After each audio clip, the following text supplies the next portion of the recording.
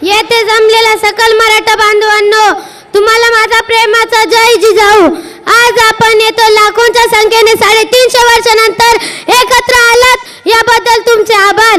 आता आपल्याला कोणी रोखू शकत नाही, आता आपल्याला कोणी रोखू शकत नाही आणि आपल्या पुढे कोणी रोखू शकत नाही।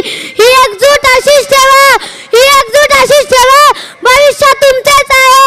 आज आपण सरकारकडे दाद मागण्यासाठी आलेलो आहोत।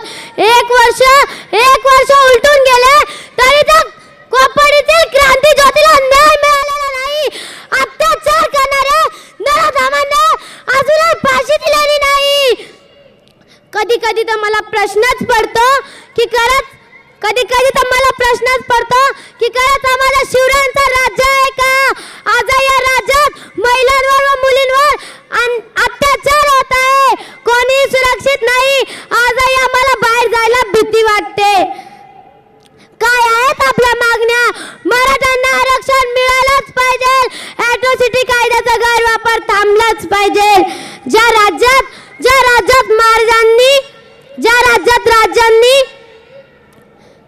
शेतकरी बांधवाच्या गवताच्या काडीला देखील धक्का लागू दिला नाही, तो शेतकरी बांधवावर आत्महत्या करतोय।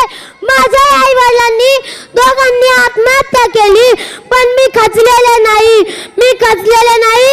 सरकार डोळे बंद करून आहे। तेच आज आत्महत्याग्रस्त शेतकऱ्यांचे मुलं उघड्यावर पडलेले आहे। त्यांच्याकडे सरकारने लक्ष द्यावं आणि त्यांना न्याय द्यावा। मी सरकारला इशारा देते की शेतकरी हा कष्टकरी आहे, सारा जगाचा पोशिंदा आहे। शेतकरी जगला तर देश वाचेल।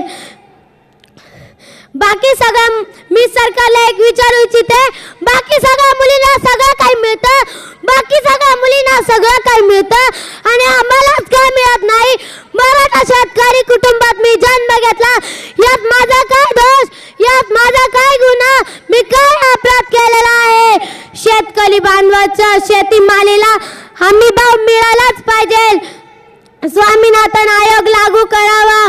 सरकारला मी एकच सांगते, शेतकऱ्याला स्वामीनाथन आयोग लागू करावा। शेतकऱ्याला भीक नको, हवा हक्क सर्वच गोष्टींना अंत आहे, म्हणून मराठा शांत आहे। येथे जमलेल्या माझ्या तमाम मराठा बांधवांनो आणि माझ्या बळीराजाच्या लेकरांनो, आता रडायचं नाही तर अन्यायाविरुद्ध लढायचंय। मी जाता जाता माझ्या आईनी जे दुःख सहन केले होते वडील गेल्यानंतर, त्याच्यावर मी माझ्या आईवरनं एक कविता सादर करते। सोडून गेली आई स्वर्गाला, कोण वागवेल तुझ्या या मुलीला? 9 महिन्याने 9 दिवसाने वाढ कशी ग केली, का म्हणू मी आई स्वर्गात तू का सोडून गेली आई स्वर्गाला? कोण वागवेल तुझ्या या मुलीला? लहानची मोठी झाली मी तर आधार तीर्थात, लहानची मोठी झाली मी तर आधार तीर्थात। मायपतेची माया मला माहित नाही ग, सोडून गेली आई स्वर्गाला। कोण वागवेल तुझ्या या मुलीला?